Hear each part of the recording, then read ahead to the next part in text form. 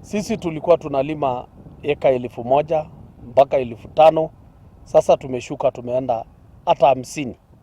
Na ni ngumu kuweza, maana yake kama na kuendesha tinga ya mtu na vile ameenda juu na kutoa ile courses yote, kuongeza mafuta utashindwa.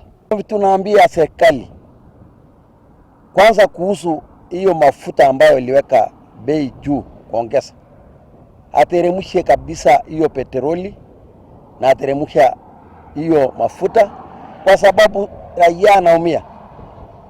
Hata magari, nauli ya magari watu wameanza kupandishwa. Mahali mtu anakuwa anabebwa na shilingi 100, ameshawekwa tayari shilingi 300 ama 250. Mtu